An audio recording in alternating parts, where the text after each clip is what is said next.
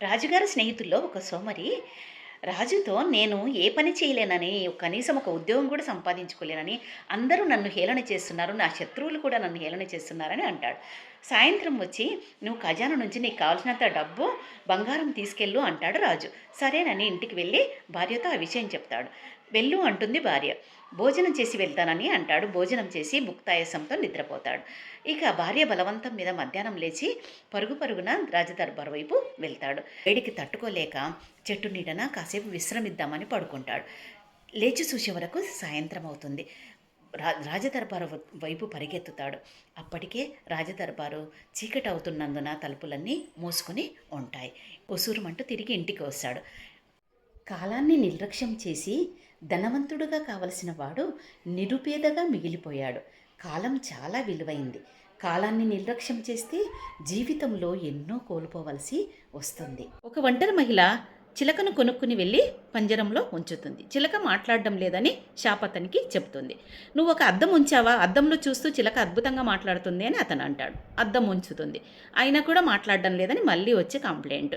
నువ్వు ఒక నిచ్చెన ఉంచు, నిచ్చెన ఎక్కుతూ దిగుతూ బాగా మాట్లాడుతుంది. నిచ్చెన ఉంచిన కూడా మాట్లాడడం లేదని ఆవిడ మళ్ళీ కంప్లైంట్. నువ్వు ఒక ఊయల ఉంచు, ఊయల ఊగుతూ చిలక బాగా మాట్లాడుతుందంటే ఊయల కొనుక్కుని వెళ్ళి ఉంచుతుంది. మరుసటి రోజు ఏడుస్తూ వస్తుంది ఆవిడ. ఏమైంది అంటే చిలక చచ్చిపోయింది. చివరగా ఏమైనా మాట్లాడిందా చిలక అంటే మాట్లాడింది. ఈ ఊళ్ళో చిలక తినడానికి ఏమీ అమ్మరా అని కొన ఊపిరి వదిలింది అని అంటుంది ఆవిడ. చూశారా, సార్లు జీవితానికి ఏది అవసరమో అది మర్చిపోయి అవసరం లేని విషయాల పట్ల మొగ్గు చూపిస్తూ ఉంటాం.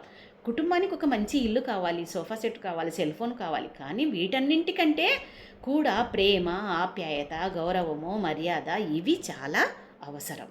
ఒక సీతాకోచిలక కకూన్ అనే తన గూటి నుంచి బయటికి రావడానికి చాలా కష్టపడుతూ ఉంటుంది. ఒక బాలుడు అది చూసి ఒక సీతాకోచిలక బయటకు రావడానికి ఇంత కష్టపడాలా అని ఆశ్చర్యపోతాడు. ఎలాగైనా దీనికి సహాయం చేయాలని ఆ గూటిని కట్ చేస్తాడు. చిన్నగా కట్ చేసిన వెంటనే అది గూటిలో నుంచి బయటకు పడిపోతుంది, కానీ ఎగరలేకపోతుంది. అది ఎప్పుడు ఎగురుతుందా అని ఆ బాలుడు అలాగే చూస్తూ ఉంటాడు.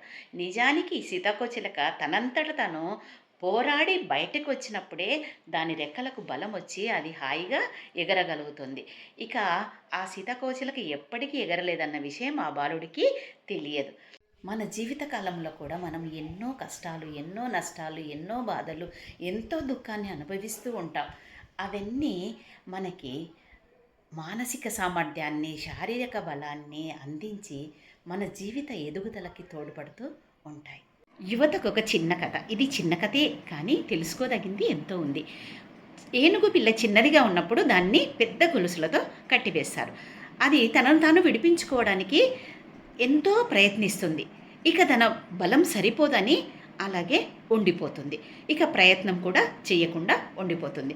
దాన్ని ఒక చిన్న తాడుతో కట్టిన, చివరికి పురికోసతో కట్టిన కూడా విడిపించుకునే ప్రయత్నం మాత్రం చేయకుండా ఉండిపోతుంది. తన బలం సరిపోదనే అనుకుంటుంది. అలాగే మనలో కూడా చాలామంది నా వల్ల కాదు, నేను చేయలేను, మేం పేదవాళ్ళము, ఇది చాలా కష్టము, ఇలాంటివన్నీ ఆ భయం అనే గొలుసులతో బంధించుకొని అలాగే ఉండిపోతారు. మీరు అనుకుంటే ఏదైనా సాధ్యమవుతుంది.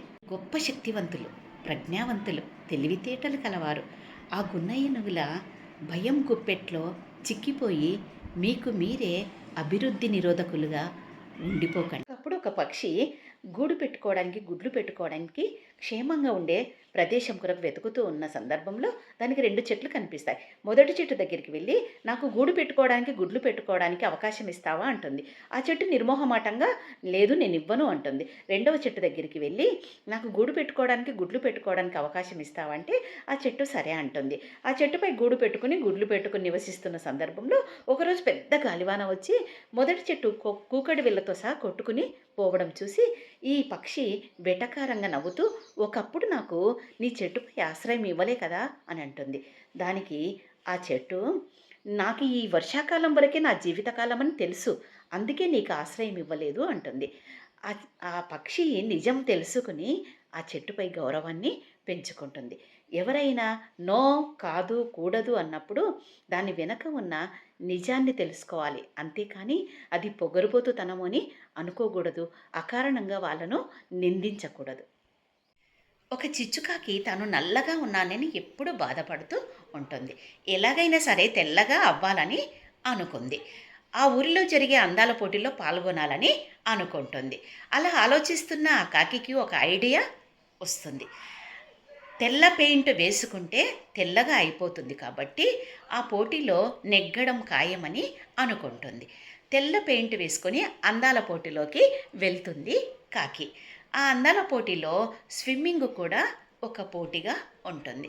స్విమ్మింగ్ పూల్లోకి దిగి అవతల ఒడ్డుకు వచ్చే వరకు కాకి రంగంతా పోయి నలుపు రంగులో చూసి అక్కడ ఉన్న కాకులన్నీ కూడా, అక్కడ ఉన్న పక్షులన్నీ కూడా గట్టిగా నవ్వేస్తాయి. అది చూసి అవమానంగా ఫీల్ అవుతుంది ఈ కాకి.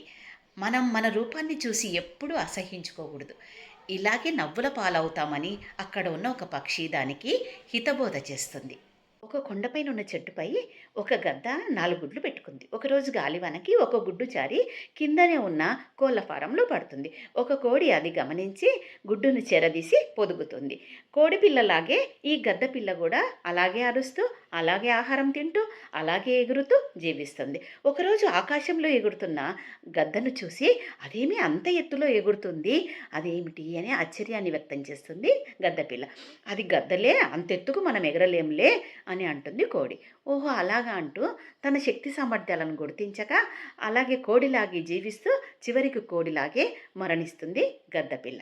ఇదే విషయం చాలామందిలో నిజమవుతుంది.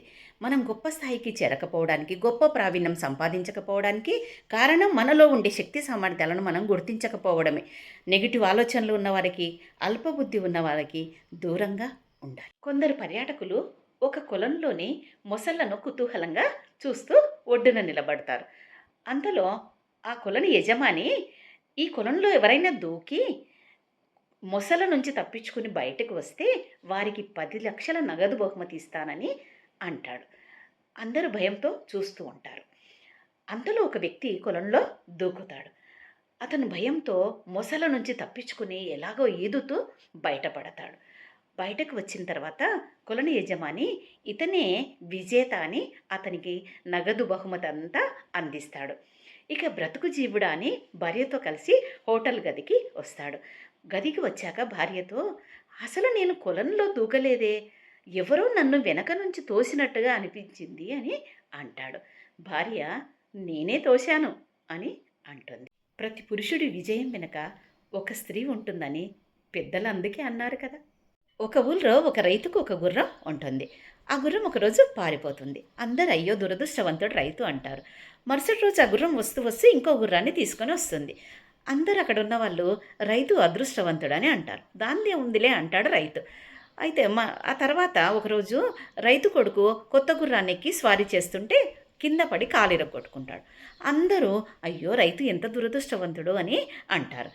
ఇంకా ఒకరోజు సైనికాధికారి వచ్చి యువకులందరినీ ఊళ్ళో ఉన్న వాళ్ళను బలవంతంగా సైన్యంలో చేర్చుకుంటూ ఉంటారు.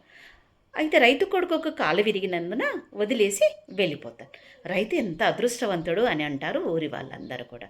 దాందే ఉందిలే, అంతా మన మంచికే అంటాడు రైతు. జీవితం అంటేనే సమస్యల వలయం. అంతా మన మంచికే అనుకుంటే ఇక చింతే లేదు కదా. ఇద్దరు స్నేహితులు రోడ్డుపై నడుచుకుంటూ వెళ్తూ ఉంటారు. అందులో ఒక అతనికి ఒక బరువైన పర్సు దొరుకుతుంది. ఇందులో చాలా డబ్బు ఉన్నట్టుంది, నేను ఈరోజు ఎంత అదృష్టవంతుణ్ణి అంటాడు అతను. రెండో వ్యక్తి ఏమంటాడంటే, లేదు లేదు ఇది మన ఇద్దరం చూసాం కాబట్టి ఇది మనది అనాలి, ఇందులో ఉన్న డబ్బు కూడా మనదే అని అంటాడు. లేదు లేదు ఇది నాకే దొరికింది, ఈ పర్సు నాదే, ఇందులో ఉన్న డబ్బంతా నాదే అంటాడు కోపంగా మొదటి వ్యక్తి. ఇంతలో వెనక నుంచి కొంతమంది దొంగ దొంగ అని కర్రలు పట్టుకొని పరిగెత్తుకుని రావడం చూస్తాడు. ఈ పర్సు మన దగ్గర ఉందని తెలిస్తే మన ఇద్దరిని చితకబాది ఈ పర్సు లాక్కుని వెళ్తారు వాళ్ళు అని అంటాడు మొదటి వ్యక్తి. లేదు లేదు ఈ పర్సు నీది, ఈ పర్సులో ఉన్న డబ్బు నీది, ఇది నీకే దొరికింది, నీది మాత్రమే అనాలి ఇది అంటాడు రెండో వ్యక్తి. చూశారా, మన అదృష్టాన్ని పంచుకోవడానికి మనం సిద్ధంగా లేనంత వరకు మన దురదృష్టాన్ని పంచుకోవడానికి మనతో ఎవ్వరూ రారు. పురాతన గ్రీకు దేశంలో సోక్రటీస్ అనే మహామేధావి ఉన్నాడు. అతని దగ్గరికి ఒక తెలిసిన వ్యక్తి వచ్చి, నేను నీ స్నేహితుని గురించి ఒక విషయం చెప్పాలనుకుంటున్నాను అంటాడు. అతను ఒక క్షణం ఆగు, నా స్నేహితుని గురించి చెప్పే ముందు నేను నిన్ను 3 ప్రశ్నలు అడుగుతాను, వాటికి సమాధానం చెప్పు అంటాడు. నెంబర్ 1, నీవు చెప్పే విషయము నిజమా అబద్ధమా? తెలియదు, నాకు తెలిసింది చెప్పాలనుకున్నా. నెంబర్ 2, నీవు చెప్పే విషయము మంచిదా చెడ్డదా? తెలియదు, అంటే నిజం కానిది మంచిది కానిది నువ్వు నాకు చెప్పాలనుకుంటున్నావు. నెంబర్ 3, నీవు చెప్పే విషయము నాకు ఉపయోగకరంగా ఉంటుందా? మీకు ఎలాంటి ఉపయోగం ఉండదు, అంటే నిజము కానిది మంచిది కానిది నిరుపయోగమైనది నాకు చెప్పడం ఎందుకు అని అంటాడు. తెలిసి తెలియని విషయాలను పుకాలను వినడము ప్రచారం చేయడం ఎంత అనర్థదాయకం కదా. ఒక వ్యక్తి సముద్ర తీరం వెంట నడుస్తూ ఉన్నాడు. అతనికి ఒక సంచి దొరుకుతుంది. ఆ సంచిని చూస్తే అందులో అన్ని మట్టి ఉండలు కనిపిస్తాయి. ఆ మట్టి ఉండలను ఒక్కొక్కదాన్ని సముద్రంలోకి విసురుతూ ముందుకు ఆనందంగా వెళ్తున్నాడు. అంతలో ఒక మట్టి ఉండ చేజారి నేలపైన పడుతుంది. అది పగిలిపోయి రత్నంలా మెరుస్తూ ఉంది. ఆ మెరుపును చూసి అతను ఆశ్చర్యంగా అన్ని మట్టి ఉండలను పగలగొడతాడు. అన్నీ రత్నాలే. ఆశ్చర్యం, అయ్యో నేను అనవసరంగా 60-70 రత్నాలను సముద్రం పాలు చేశానే, అవన్నీ ఉండింటే నేను కోటీశ్వరుని అయ్యేవాణ్ణి కదా, గొప్ప వ్యక్తిని అయ్యేవాణ్ణి కదా అని అతను బాధపడుతూ ఉంటాడు. మనం కూడా అంతే, మన జీవితంలో పైన పైన మట్టినే చూస్తున్నాం, మన లోపల దాగి ఉన్న ప్రతిభను చూడడం లేదు. ఎవరైతే ప్రతిభ అనే రత్నాన్ని వెలికి తీయడానికి సమయాన్ని కేటాయిస్తారో వారే గొప్ప వ్యక్తులుగా ఎదుగుతారు, వారే ఆనందంగా జీవిస్తారు. ఒక యజమాని దగ్గర ఒక వడ్రంగి చాలా కాలంగా పనిచేస్తూ ఉంటాడు. ఒకరోజు, అయ్యా నేను పని మానేద్దాం అనుకుంటున్నాను, విశ్రాంతిగా గడపాలనుకుంటున్నాను అంటాడు. సరేలే, నువ్వు నాకు ఒక చెక్క ఇంటిని నిర్మించి పని మానేయి అంటాడు. అతనికి ఇష్టం లేదు వడ్రంగికి. ఆసక్తి లేకుండా అనాసక్తిగా అశ్రద్ధగా నాసిరకపు చెక్కతో ఒక చెక్క ఇంటిని నిర్మిస్తాడు. ఆ చెక్క ఇంటి తాళం చెయ్యి యజమాని వడ్రంగి చేతిలో ఉంచుతూ, ఇది నీ కొరకే, నీకు చాలా కాలంగా నువ్వు ఇక్కడ పనిచేస్తున్నందుకు ఈ బహుమతి అంటాడు. అయ్యో ఇది నాకా అని ఆశ్చర్యానికి లోనయ్యి, అయ్యో నేను ఎంత పని చేశానో, నాకే అని తెలిసింటే నాసిరకంగా నిర్మించేవాడిని కాదు కదా అని బాధపడతాడు. ఇది మనకు వర్తిస్తుంది. మన జీవితం అద్భుతంగా జీవించే అవకాశం ఉన్నా కూడా అశ్రద్ధ చేస్తాం. కావలసిన ఇంటిని మళ్ళీ నిర్మించుకోవచ్చు, కానీ మన జీవితం ఒక్కటే. అశ్రద్ధ, అనాసక్తి, అసమర్థత ఇవన్నీ వదిలేస్తే మన జీవితం అనే ఇంటిని అద్భుతంగా నిర్మించుకోవచ్చు.